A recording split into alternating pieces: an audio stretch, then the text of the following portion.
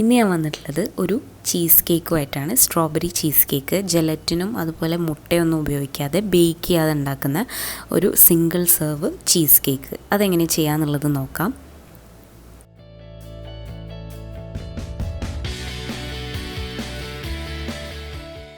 അപ്പോൾ ആദ്യം തന്നെ ഒരു സ്ട്രോബെറി സോസ് ഉണ്ടാക്കണം.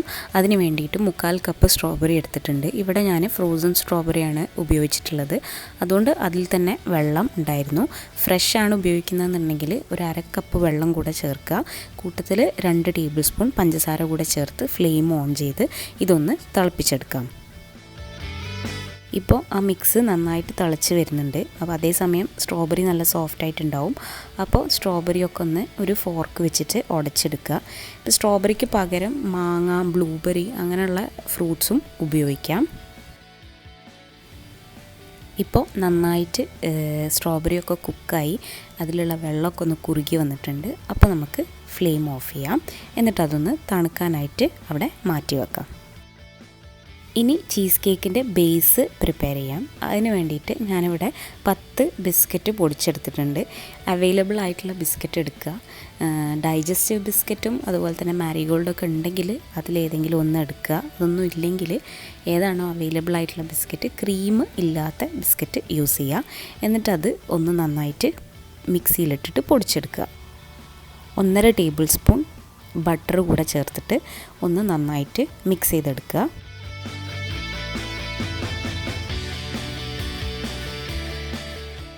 ഇപ്പോൾ നമ്മൾ നേരത്തെ പ്രിപ്പയർ ചെയ്ത് വെച്ചിട്ടുള്ള സ്ട്രോബെറി സോസ് നന്നായിട്ടൊന്ന് തണുത്ത് വന്നിട്ടുണ്ട്. അതൊരു മിക്സിയുടെ ജാറിലേക്ക് മാറ്റിയിട്ട് ഒന്ന് അരച്ചെടുക്കുക.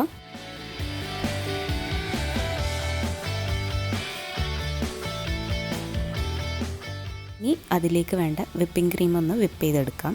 അപ്പോൾ ഇവിടെ ഞാനിപ്പോൾ പ്രിപ്പയർ ചെയ്തപ്പം ഒരു 1/2 കപ്പ് അധികം ഉണ്ടായിരുന്നു. അത് ഞാൻ എടുത്തിട്ട് എയർ ടൈറ്റ് ആയിട്ടുള്ള ഒരു പാത്രത്തിൽ ഫ്രിഡ്ജിൽ വെച്ചിട്ടുണ്ട്. അങ്ങനെ ബാക്കി ഉണ്ടെങ്കിൽ ഫ്രിഡ്ജിൽ വെച്ചാൽ മതി, ഫ്രീസറിൽ വെക്കരുത്. അതവിടെ മാറ്റി വെക്കുക. അതിനുശേഷം അതിലേക്ക് 200 ഗ്രാം ക്രീം ചീസ് എടുക്കുക. ഇനി ഇതൊന്ന് നന്നായിട്ട് ബീറ്റ് ചെയ്തെടുക്കണം. 2 ടേബിൾ സ്പൂൺ പൊടിച്ച പഞ്ചസാര കൂടെ ചേർത്തിട്ട് ബീറ്റ് ചെയ്യാം. പൊടിച്ച പഞ്ചസാരക്ക് പകരം ഐസിങ് ഷുഗർ ഉണ്ടെങ്കിൽ അതും ഉപയോഗിക്കാം. നന്നായിട്ടൊന്ന് സോഫ്റ്റായ ശേഷം വീണ്ടും 2 ടേബിൾ സ്പൂൺ കൂടെ പൊടിച്ച പഞ്ചസാര ചേർക്കാം. ഇനി നേരത്തെ റെഡിയാക്കി വെച്ച സോസിൽ നിന്ന് 3 ടീസ്പൂൺ ഇതിലേക്ക് ചേർത്ത് നന്നായിട്ടൊന്നിവിടെ ഒന്ന് ബീറ്റ് ചെയ്യാം. 1 കപ്പ് വിപ്ഡ് ക്രീം,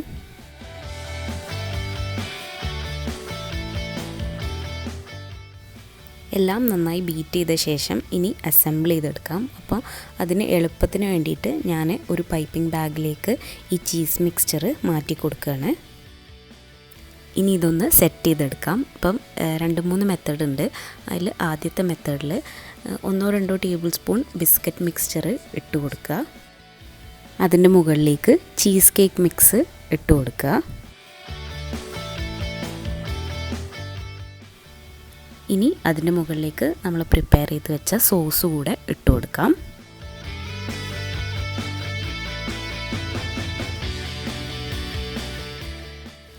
ഇനി അടുത്ത മെത്തേഡ് എന്ന് പറഞ്ഞാൽ ആദ്യം തന്നെ ബിസ്ക്കറ്റ് ലെയർ ഇട്ട് കൊടുക്കുക.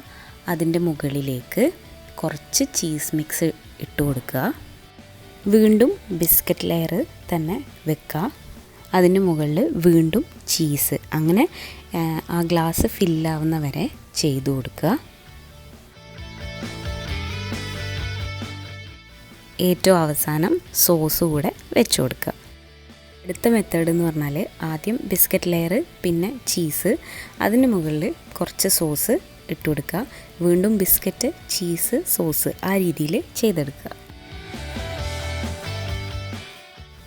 ഏറ്റവും അവസാനം നമുക്ക് ബാക്കി വന്ന ബിസ്ക്കറ്റ് ഇതിൻ്റെ മുകളിലൊക്കെ കുറേശ്ശെയായിട്ട് ചേർത്ത് കൊടുക്കാം. എന്നിട്ട് ഒന്ന് ഫ്രിഡ്ജിൽ വെച്ച് തണുപ്പിച്ച ശേഷം സെർവ് ചെയ്യാം.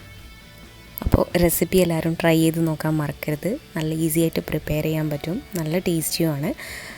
വീഡിയോ ഇഷ്ടമായിട്ടുണ്ടെങ്കിൽ ലൈക്ക് ചെയ്യാനും ചാനൽ സബ്സ്ക്രൈബ് ചെയ്യാനും മറക്കരുത്. അടുത്ത വീഡിയോ ആയിട്ട് കാണുന്നവരേക്കും ബൈ.